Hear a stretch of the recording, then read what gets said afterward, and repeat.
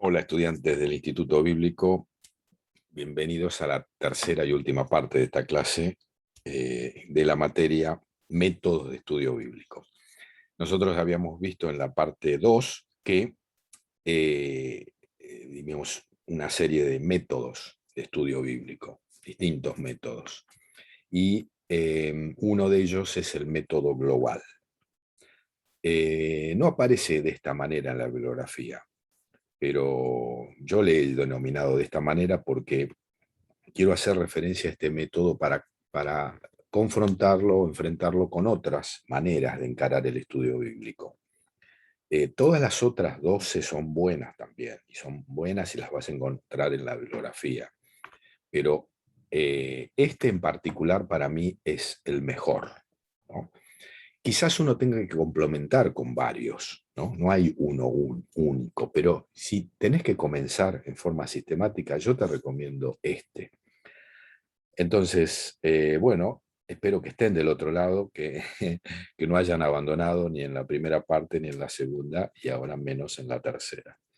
Entonces voy a compartir nuevamente la pantalla y vamos a arrancar con nuestro método global, ¿sí? ¿Por qué le llamo global?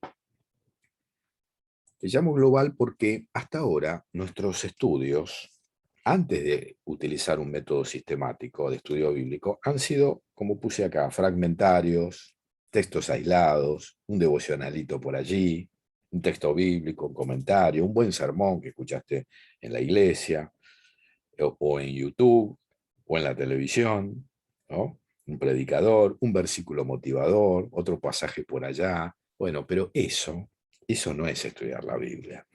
Eso en todo caso es familiarizarnos con las escrituras, pero estudiar la Biblia es otra cosa. No es esto, nada de esto reemplaza al estudio bíblico.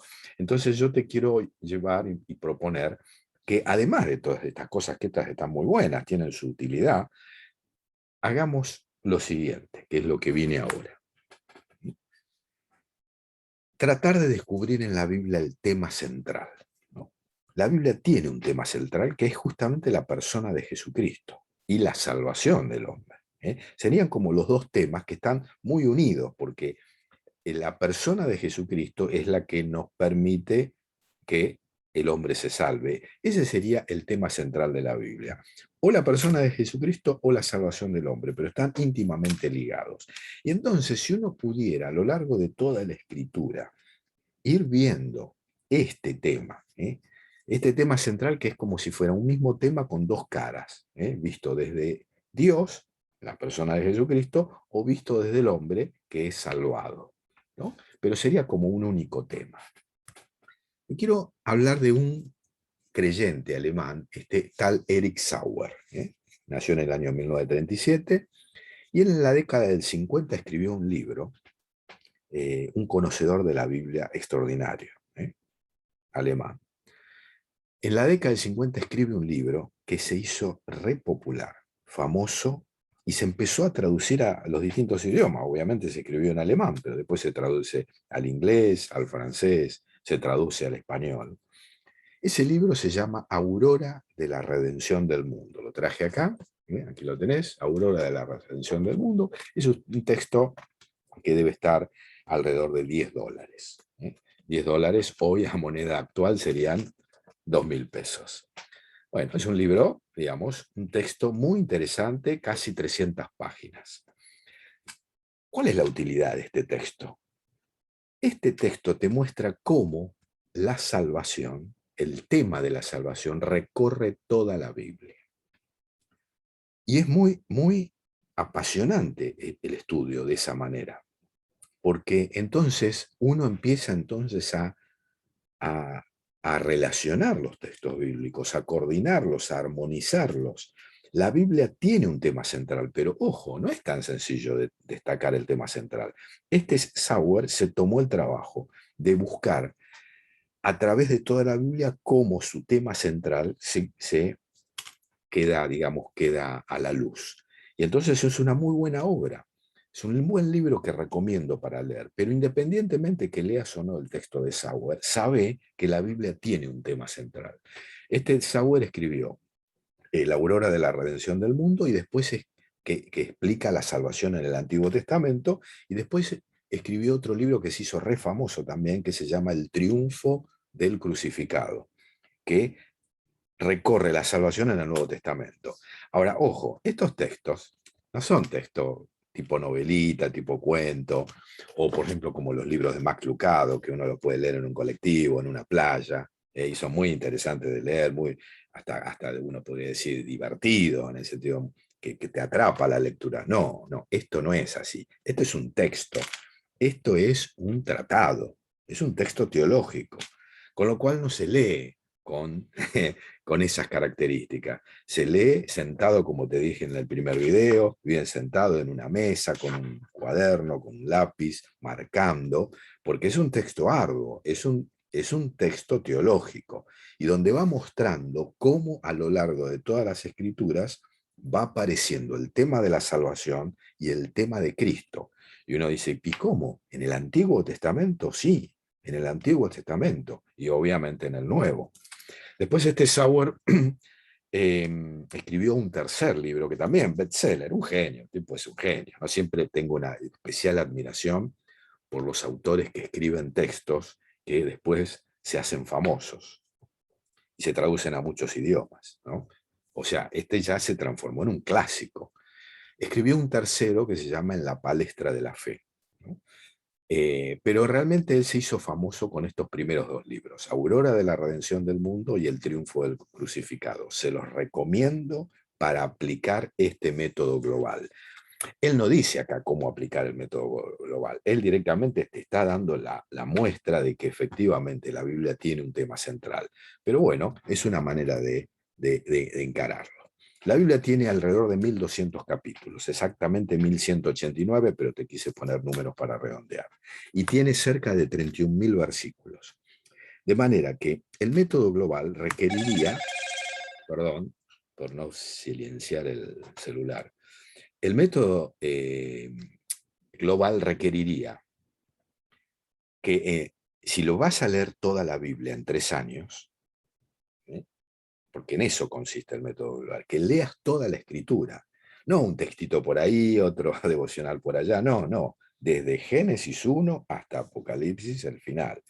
Entonces tendrías que leer alrededor de un capítulo y algo más, ¿eh? Un capítulo y algo más por día, o 30 versículos por día. Y de esa manera en 3 años terminás toda la Biblia. Si vos le das un poquito más que esto, entonces por ahí en 2 años o 2 años y medio. Y terminaste de leer la Biblia y volvés otra vez al principio. Y barrés. ¿Sabés cuál es lo interesante de este método? Que vos te vas a encontrar con pasajes de la Escritura que nunca los viste, que nunca te los van a predicar de un púlpito, que nunca lo vas a ver en un devocional, que nunca los vas a ver aparecido en ningún cartel. Inclusive algunos textos difíciles, algunas escrituras difíciles. Pero bueno, está ahí y el Señor lo dejó. De manera que entonces mi motivación es que leas la Biblia desde el principio hasta el fin. Y una vez que terminaste, volvés otra vez a Génesis y arrancás otra vez. Y te anotás la fecha cuando comenzaste, cuando terminaste. Yo ya llevo leída 10 veces la Biblia, desde que comencé cuando era joven, con este método. Entonces, tengo una idea bien global. Obviamente que me ha ayudado con esta obra y con otras obras, pero tengo la idea bien global de lo que es la escritura. Entonces, la escritura se hace mucho más interesante, porque entonces uno ve que hay un plan. No está tan directo ese plan, no está tan directo ese orden, pero está. No está tan fácil de percibir y para eso uno se ayuda con herramientas. Entonces, anotate cuando comenzaste y cuando vas a tener que tener una ficha o una ficha digital o algo, y a los 3 años vas a volver a empezar y ojalá que leas más capítulos y entonces, eh, digamos, vas a tardar menos. ¿Sí? Entonces, esta es la propuesta. ¿Eh? Aquí te pongo el libro Aurora de la Redención del Mundo, del que te hablé antes, y el triunfo del crucificado. Muy bien, ¿cómo vas a hacer esto? Tenés que hacerlo esto con un cuaderno. O sea, no es leer nomás un ratito, 10 minutitos, los 30 versículos y te vas. No, no, vamos a estudiarlo. Entonces estás en una mesa, estás con una virome, estás con un cuaderno, anotás el pasaje, anotás la fecha y tratá de responder alguna de las preguntas. ¿Mm? Aquí te puse algunos textos respecto de la salvación, pero como no tenemos mucho tiempo y ya estamos llegando al final de nuestra clase, entonces los voy a pasar. Te puse algunos textos que mostraban que el tema central es la salvación, pero ahora volvamos a nuestro método, ¿no? Vas con un cuaderno, quizás vas a tener que tener varios cuadernos. Pones la fecha, pones el pasaje de la escritura que vas a ver, Génesis 1:1. Génesis tiene 31 versículos, así que podrías tomar como primer día leerte los 31 versículos de Génesis. Puedes también ir alternando con Mateo. Entonces Mateo tiene 25, el primer capítulo. Bueno, entonces esto es en promedio, algunas veces 30, a veces 25, un poquito más, etcétera. Puede ser menos, entonces vas a tardar más. Bueno, y te anotás algunas cosas.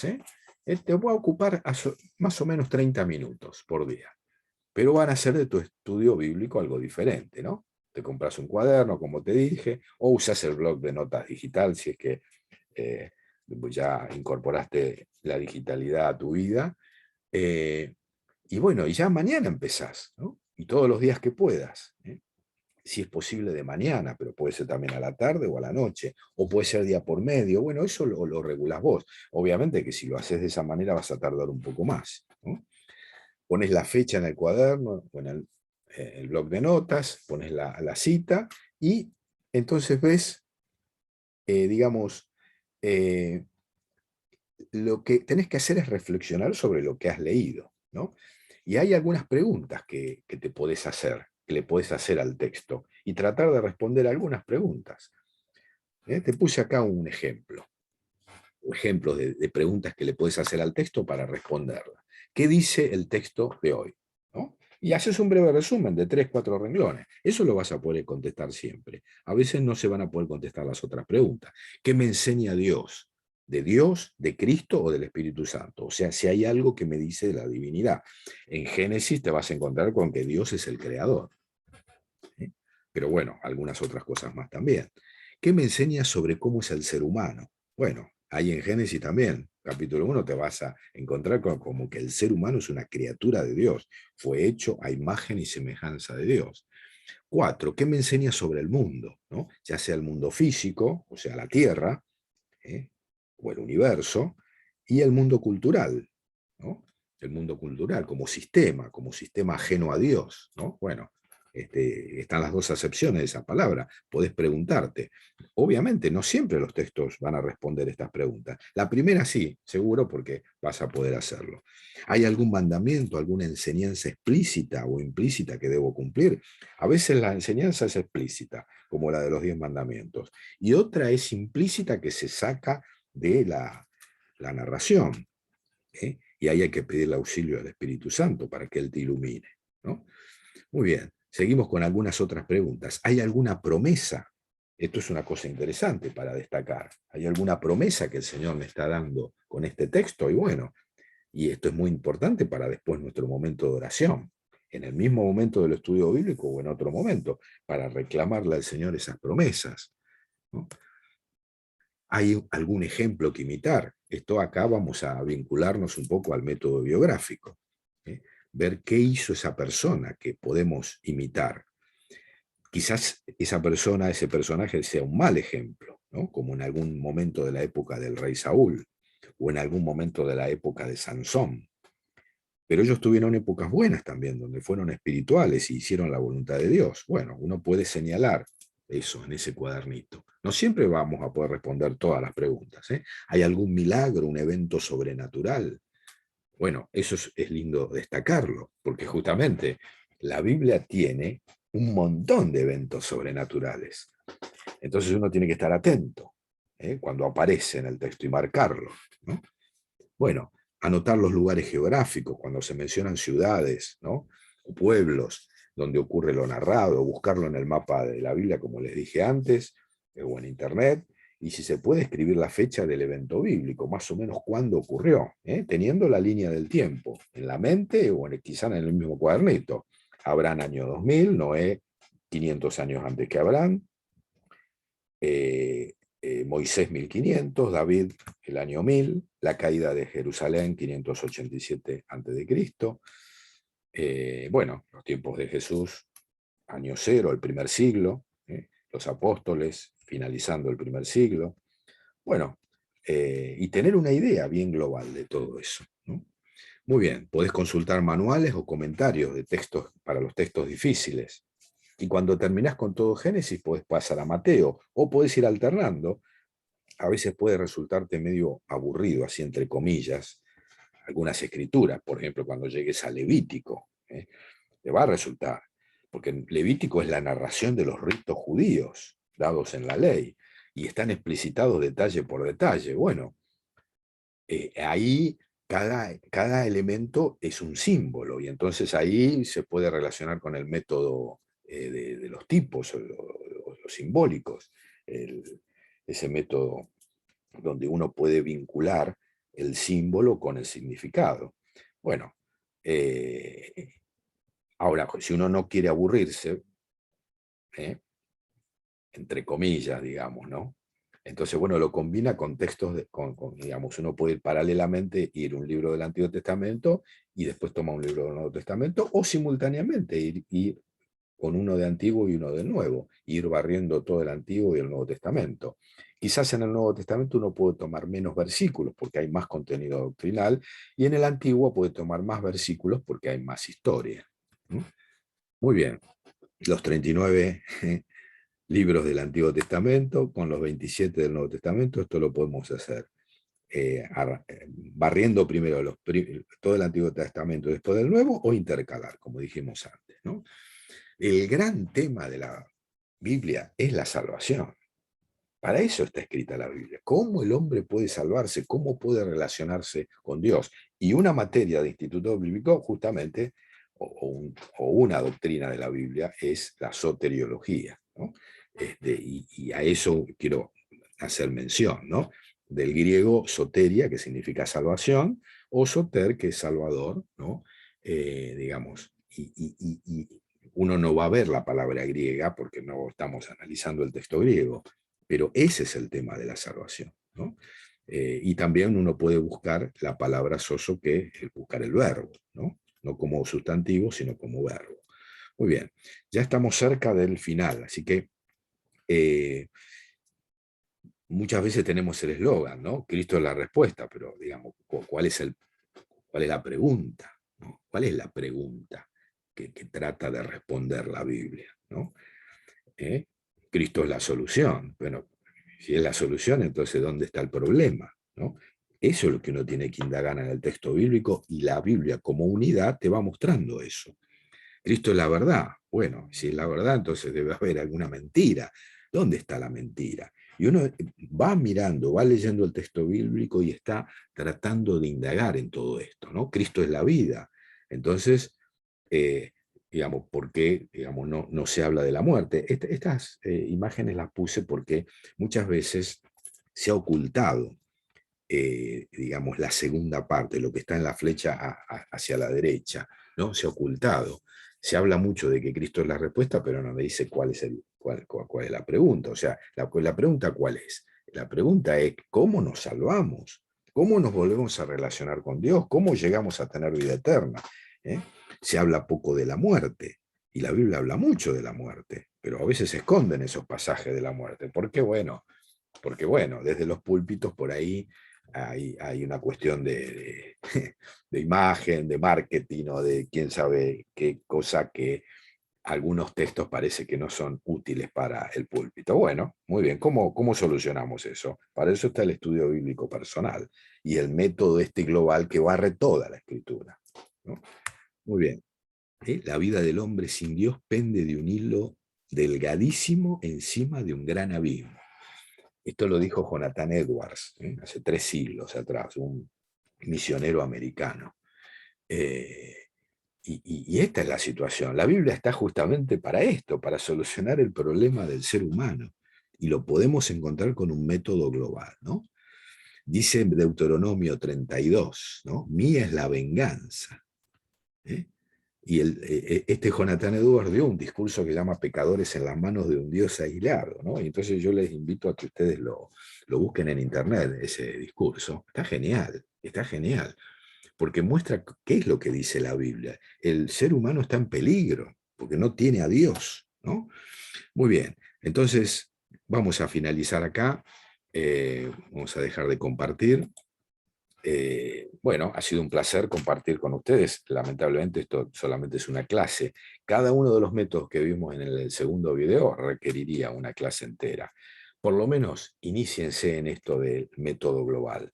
Pónganse el desafío de estudiar la Biblia, de leerla la Biblia completa, por más que tarde 3 años. Hay un método que te dice que vos podés leer la Biblia en un año, leyendo 3 capítulos y medio por día, o 3 capítulos por día, y el domingo dice que leas 5. Y vos de esa manera completás los 1200 capítulos de toda la Biblia. Bueno, eh, digamos, para nuestro método global quizás ese método no sirva, en el sentido de que si no vas a tener que dedicarle más tiempo, porque si después querés contestar las preguntas y querés hacer más o menos un resumen, entonces te va a llevar más tiempo. Entonces yo diría que hagamos algo posible, ¿no?